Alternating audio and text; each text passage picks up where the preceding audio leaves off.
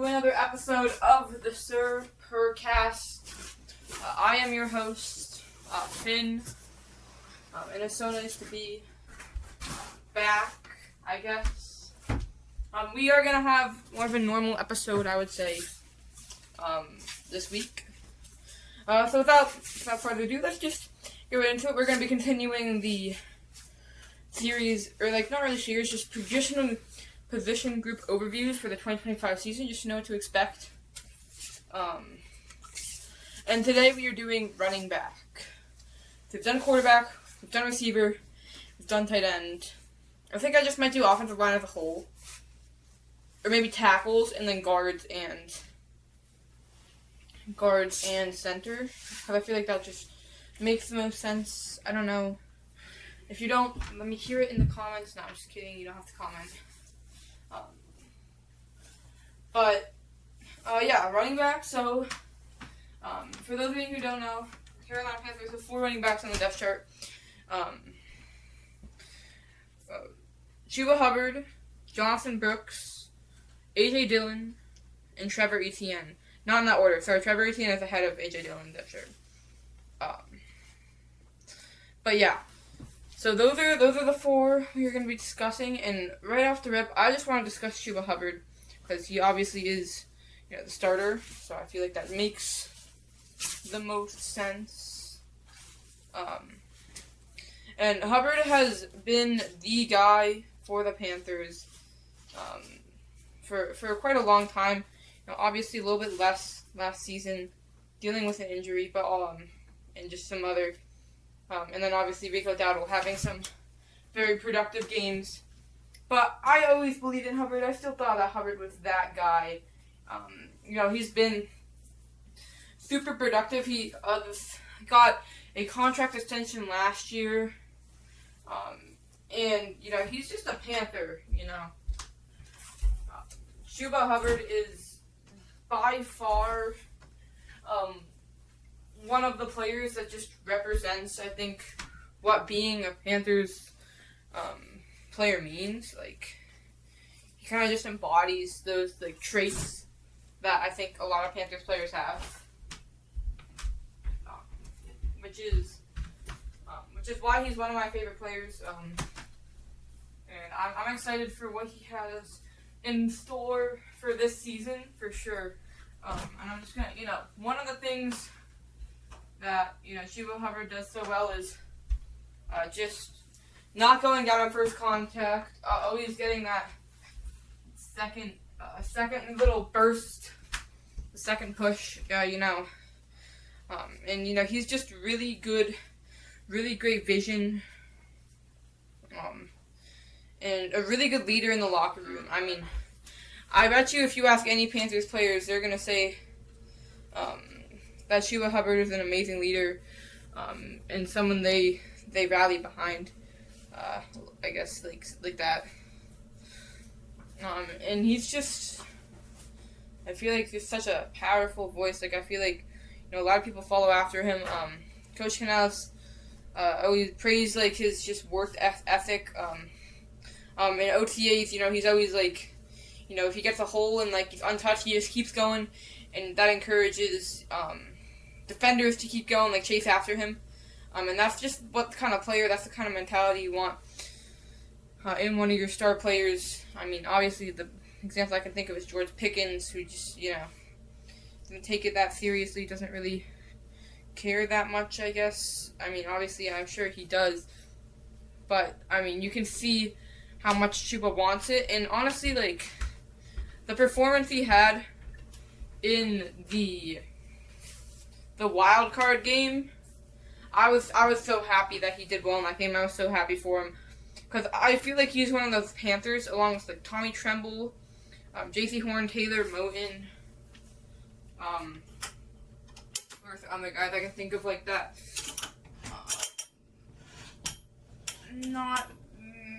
I'm sure there are some that I'm missing, obviously, but there's that group of guys is the group that have been with the Panthers through some of their toughest seasons, and has been with them for a very long time, and just to get to get to have such a performance in such a meaningful game, which, they haven't been used to be playing. I'm super happy he had the 2-touchdown performance. And, he was productive, especially everyone was talking about Dowdle taking over the running back spot, and I wanted him to split carries. But I think Chuba Hubbard definitely played better than Rico towards the end of the season.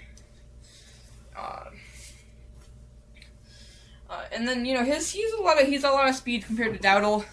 On the screen passes, they both had some pretty highlight screen plays. I'll give them both that. But still, I think Chuba definitely has the edge on speed. He has struggled a little bit with drops, so that's one thing to look out for. But, it's a running back. It's not what you can expect, really. They're not going to have sure hands unless you have, like, a Christian McCaffrey, which we did, but, but overall, his hands are pretty good. But just the vision and he doesn't want to he doesn't want to keep going. He wants to be on the field. He really enjoys it, and then obviously he has a really good relationship with Jonathan Brooks. They argue over everything, according to Coach Canales and Jonathan Brooks in press conference. But they're also they're like brothers. They fight for each other. It's great to see, and that's kind of relationship you want with your RB1, RB2. They always competitive. They wanna bring the best out of each other. And I think that's gonna really benefit both of them this season. That's another thing to keep in mind. But yeah, for this season, I think Chuba's gonna get a lot of RB1 touches, at least early on.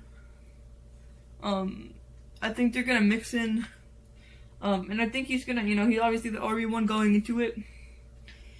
But I do think he's gonna see around the same amount of attention, maybe even a little less, depending on how good JB is. But for right now, I'm gonna go with pretty much the same amount of carries as he was getting towards the end of the season.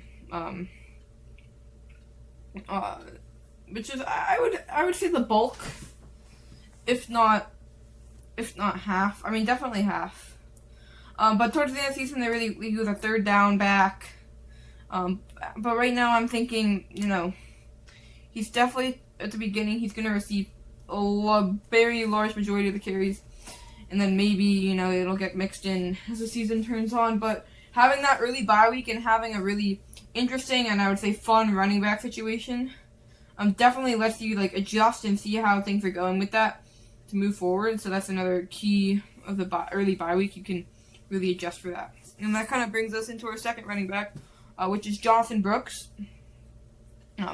Jonathan Brooks went into a very, very good running back room in Texas, Bijan Robinson. There was someone else, I'm pretty sure, I just forget. And then, he didn't get a lot of carries. He finally had his year, broke out in 2024. Just elusive speed, great hands, unbelievable quickness, unbelievable, just change of direction. And then, just break tackles, just downhill speed, downhill runner, lowering his, doesn't go down on first contact either. And then he tore his ACL. But that was enough to get him drafted, the first running back drafted in 2024. In the second round, pick 46, I think. And that just shows you what the Panthers thought of him. The upside was unbelievably high, and they were willing to gamble a little bit. Just with that high upside, he could be, one of the best running backs in the NFL, and I'm talking like Jahmyr Gibbs. His speed is just unmatched, I think, across the board. He will keep up, he will outrun most, if not all, linebackers, and, be able to keep pace with cornerbacks. If he has to step on a cornerback, they're not going to catch him. And just, I think that really opens up a lot of possibility in the screen game. But yeah, getting onto his career, he came back in 2024 season. He played in weeks 12, 13, and 14. He didn't get that many carries in week 12, or he didn't get that many carries in week 12, 13, or 14. But the ones he did, he looked very, very, very dominant. He looked amazing. He got a screen pass in week 13 that he made like multiple defenders miss, like, and powered forward, picking up like a 1st and 10, which was, and then he also got a give, I think, where he took it outside. Maybe, I'm not too sure about this one. He might have took it outside.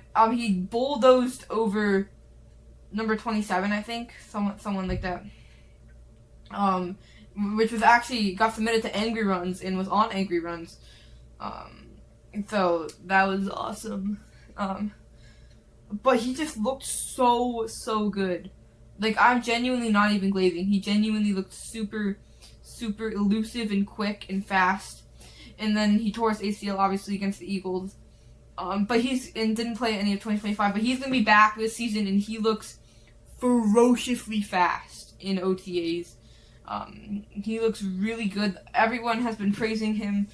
And he's really been standing out a lot there.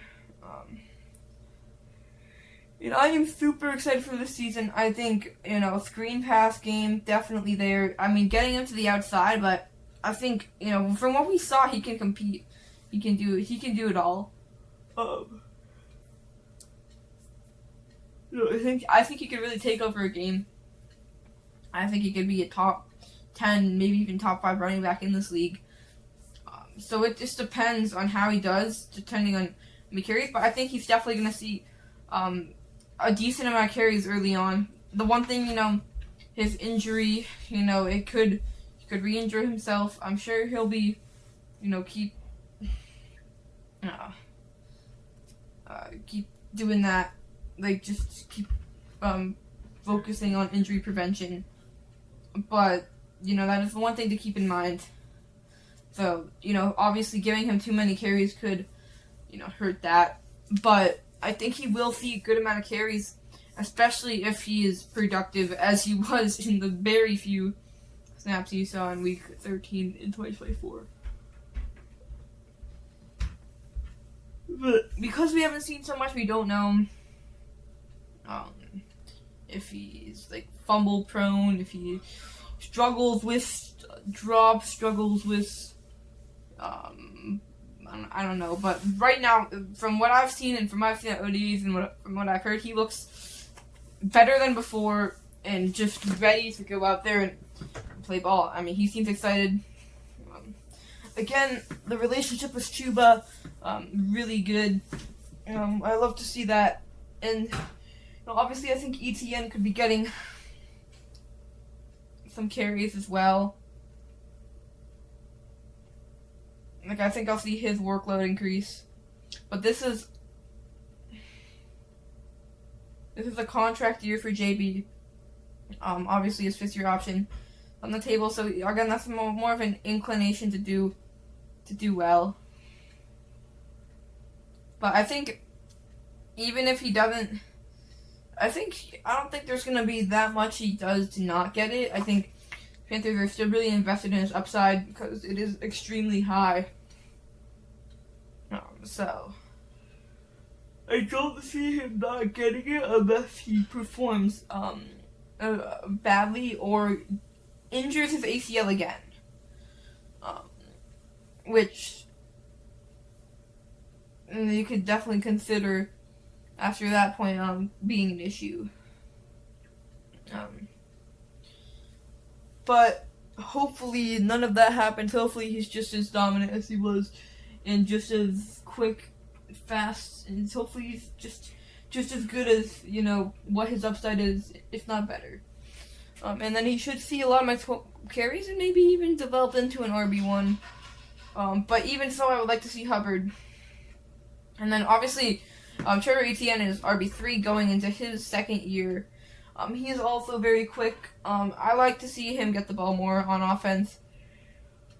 He looked pretty good when he had the ball. But he had some pretty limited carries. He was very... I think he could get the ball on screen passes and be productive. But one thing I realized about those two rookies, him and Jimmy Horn, they just ran into their blockers a lot, which might be a rookie thing just adjusting to some stuff. I don't know how that's different from college, but if you see it across two different rookies who played on two different teams in college, I feel like it could be something like that, maybe. Or I could just be going insane.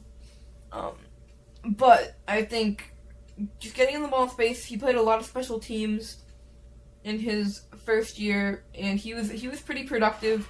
Nothing crazy, but he did have some good returns against the Jets and Cowboys. So I think we're gonna see more of that. But I also think his role is gonna increase, get some more touches, especially on first downs, just to get him in to see what he can do. But I'm pretty confident that we're gonna see an improvement in special teams. Obviously, he was very good at punt return and kick return. The only mess up he had was the muffed fumble. It just came at a very detrimental and unfortunate time. It's in the playoffs. If you're a rookie, so you're nervous because it's your first season, and then also it's the playoffs, which adds on to that. And you gotta give him a little breathing room there. Same with Jimmy Horn. It's just, I think we could see a lot from him. And then the fourth running back is A.J. Dillon, acquired from, I believe, the Eagles. I'm really not sure, though. Yeah, I don't think it was the Eagles. It could have been the Packers. But I'm not positive on anything right now. But I did watch the Happy Half Hour podcast with him, and he knows Charlotte. He was getting like very immersed in Charlotte culture and just the city in general. Bojangles they talked about, stuff like that. So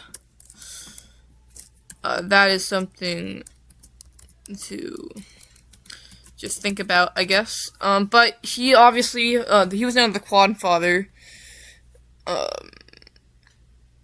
He did play for the Eagles. So I might have been right.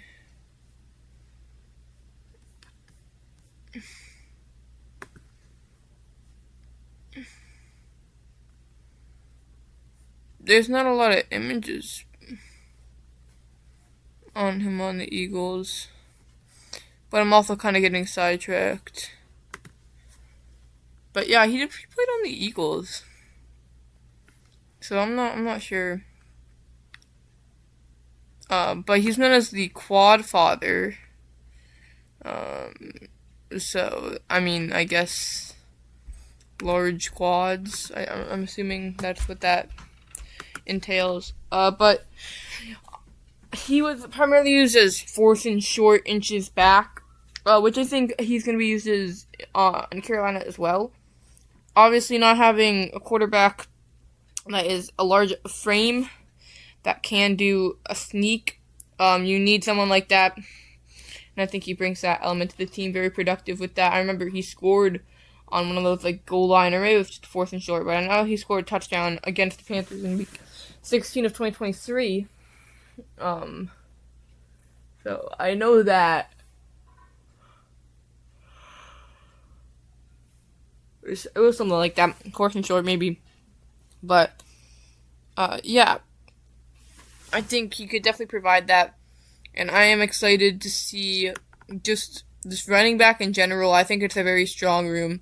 They've got a lot of strong relationships, and I think it's going to be a really exciting year for the run game. Obviously, the run game was very, very big part of our offense last year, and I think Bryce Young's going to take a big step. Obviously, I can't go an episode without praising Bryce Young, and I think the running back room is going to complement that a lot. Screens and just routes and flats, stuff like that. So I'm excited for that. But yeah, I think that's all for today. Keep pounding, go Panthers. I'll see you tomorrow for episode 29. Is it 28 today? I don't know. Keep pounding.